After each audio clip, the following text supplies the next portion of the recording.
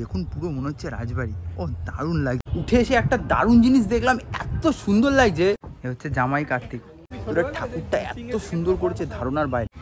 So আপনারা কেমন আছেন? আশা করি প্রত্যেকে খুব ভালো আছেন। আর আজকে আর একটা নতুন ভিডিওতে আপনাদের স্বাগত জানাই। আজকে যে ভিডিওটা হবে অসাধারণ হতে চলেছে, তার কারণ কথায় আছে বাঙালির 12 মাসে 13 পার্বণ। আমি 13 পার্বণটাই আজকে ঠিক পালন করতে যাচ্ছি। কেন?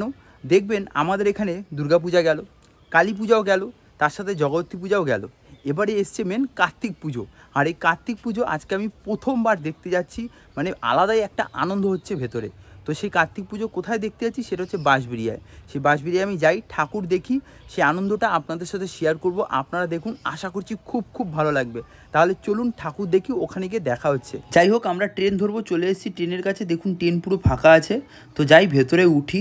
আর ভেতরটাও পুরোই ফাঁকা আছে। যাই হোক, এখানে দেখেছি একটা বসার জায়গাও পেয়ে গেছি। ট্রেনটা যখন গঙ্গার উপর দিয়ে যাচ্ছিল, একটা ঠান্ডা হাওয়া দিচ্ছিল, এত সুন্দর লাগছে, দারুণ। এই ট্রেনে করে আমরা ব্যান্ডেল চার্জে চলে এসেছি। এখান থেকে আমরা ট্রেন ধরবো, এখান থেকে ট্রেন ধরবো বাঁশবেড়িয়া নামে। এবারে ট্রেন আসুক, ততক্ষণ কিছু ডাব এখান দিয়ে আমি নিয়ে নিয়েছি, খেয়ে নিয়েছি। এদিকে পিতিও একটা ডাব নিয়েছে, ও নিয়ে ডাবের যে ভেতরে শ্বাসটা থাকে, কচি নারকেল, ওটা খাচ্ছে।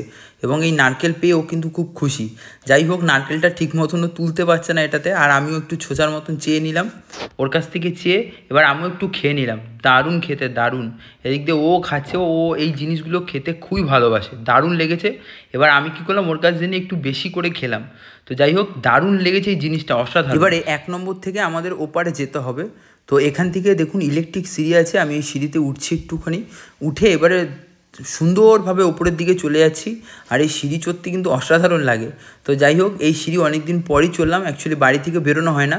তো যাই, এবারে ওই সিঁড়ি থেকে ওপারে চলে যাই। তো অনেক তপস্যার পর ফাইনালি আমরা চলে এসেছি বাঁশবেড়িয়াতে। এখান থেকে একটুখানি দূরেই আমরা সব ঠাকুরের প্যান্ডেলগুলো দেখতে পাবো, আর আপনাদেরও দেখাবো। এই যে দেখুন, আমরা বাঁশবেড়িয়াতে চলে এসেছি। এবার যাবো আমরা 1 নম্বরের দিকে, ওখান থেকে নেমে যত প্যান্ডেল আছে সব কটা প্যান্ডেলই দেখবো। তাহলে চলুন, আপনারা সঙ্গে থাকুন, দারুণ প্যান্ডেল আপনাদের দেখাবো। আমি জাস্ট ব্রিজ থেকে, মানে এপার থেকে ব্রিজ থেকে ওখান থেকে জাস্ট উঠে আসলাম। উঠে এসে একটা দারুণ জিনিস দেখলাম, এত সুন্দর লাগছে, বলে বোঝাতে পারবো না। দেখুন এখানে যে পুকুরটা, এত সুন্দর লাগছে, আর একটা ঠান্ডা হাওয়া আসছে, দারুণ লাগছে, দারুণ। মনে হচ্ছে কি ব্রিজেই সারাদিন থেকে যাই, অসাধারণ লাগছে, দারুণ হাওয়া আসছে। তো যাই হোক, চলুন যাই, কটা ঠাকুর দেখা যাক, দেখি।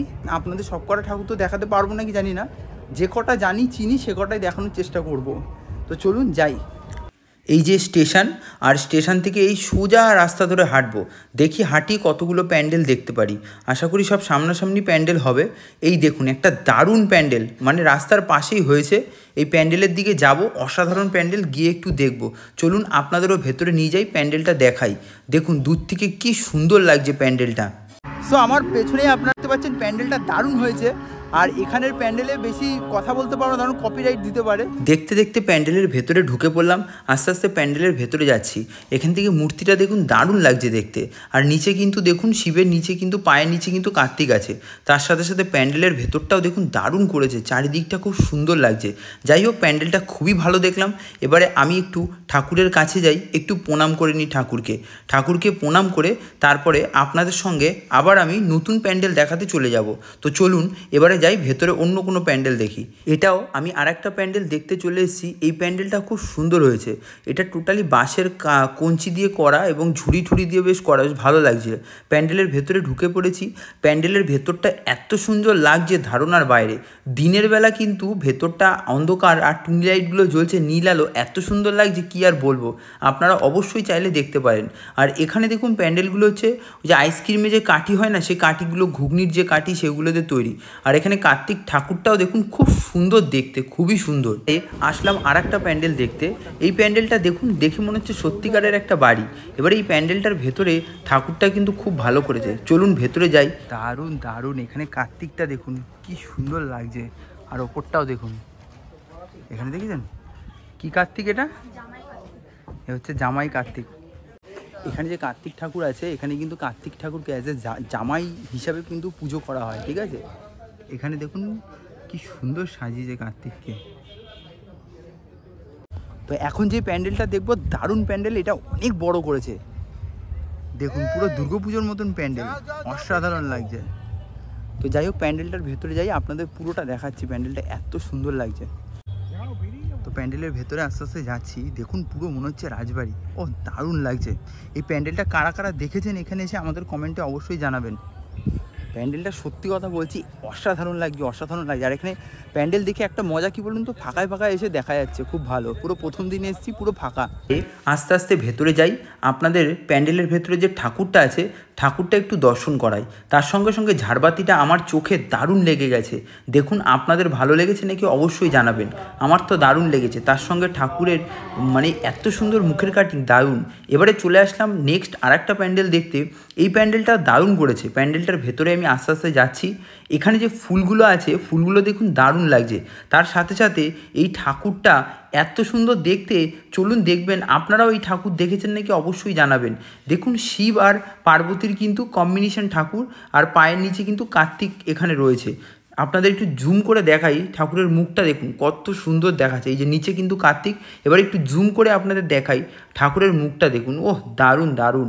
নেতাজি স্পোর্টিং ক্লাব এরা এই পুজোটা খুবই সুন্দর করেছে, প্যান্ডেলটাও দারুণ করেছে। প্যান্ডেলের ভেতরে ঠাকুর দেখুন, শিব ঠাকুর। আর এখানকার মানুষ কিন্তু প্রচুর শিব ভক্ত, তার জন্য এখানে শিবের মূর্তি বেশি পাবেন।